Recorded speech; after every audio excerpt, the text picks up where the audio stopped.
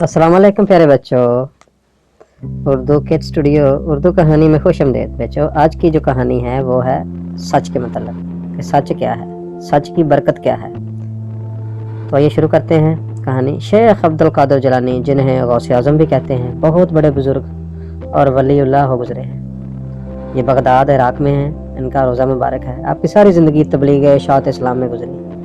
बेशुमार लोगों ने आपसे रूहानी फैज़ भी हासिल किया। आज भी दुनिया आपकी तालीमात से फैज़याब हो रही है। आपको बचपन ही से इल्म हासिल करने का बेपनाह शौक़ था। आपने इब्तदाई तालीम तो अपने कस्बे में जिलान में ही हासिल की, लेकिन दीन की आला तालीम के लिए बगदाद जाना पड़ा।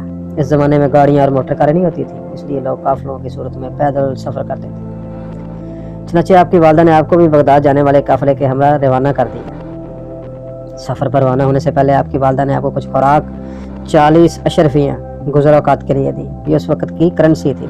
आपकी वालदा ने ये अशरफियाँ आपकी कमीज़ की तह में सी दी ताकि महफूज रहें, और चलते वक्त आपको ख़ास तौर पर नसीहत की कि बेटा हमेशा सच बोलना और झूठ के करीब न जाना।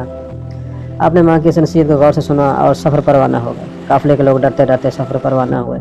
उन्हें इस बात का भी अंदेशा था कि कहीं रास्ते में डाकू काफ़िले पर हमला न कर दे, क्योंकि इन दिनों रास्ते गैर महफूज होते थे। डाकू अक्सर काफ़िलों को लूट लिया करते थे। आखिर वही हुआ जिस बात का डर था। काफ़िले ने अभी सफ़र की 2 मंजिलें ही तय की थी कि डाकुओं के एक गिरोह ने रात की तरीकीन में उस पर हमला कर दिया। तमाम काफ़िले में अफरा तफरी और भगदड़ मच गई। डाकुओं ने अहले काफ़िला को खूब लूटा। एक डाकू शेख अब्दुल कादिर जिलानी के पास आया और कहने लगा, लड़के तेरे पास क्या है? आपने जवाब दिया, मेरे पास 40 अशरफियाँ हैं जो मेरी कमीज़ की तह में सिली हुई हैं। डाकू ने आपकी इस बात को मजाक समझा और हंसते हुए आगे गुजर गया। इतने में एक और डाकू आपके पास आया और वही सवाल किया। आपने फिर वही जवाब दिया। वो डाकू ये बात सुनकर हैरान हुआ और आपको पकड़कर अपने सरदार के पास ले गया। डाकू के सरदार ने तअज्जुब से आपको देखकर पूछा, लड़के सचमुच बता तेरे पास क्या है? आपने वही बात दोहराई। आपकी ये बात सुनकर सरदार की हैरत की इंतहा न रही। आपने अपनी कमीज की तह को खोला तो उसमें पूरी 40 अशरफियाँ जमीन पर गिर पड़ी। अशरफियाँ देखकर सरदार की आंखें हैरत से खुली रह गई। उसने हज़रत शेख अब्दुल कादिर जिलानी से मुखातब हुआ, कहा, लड़के तूने सच बोलकर अपना राज क्यों फाश कर दिया, हालांकि तू आसानी से अपनी अशरफियाँ बचा सकता था।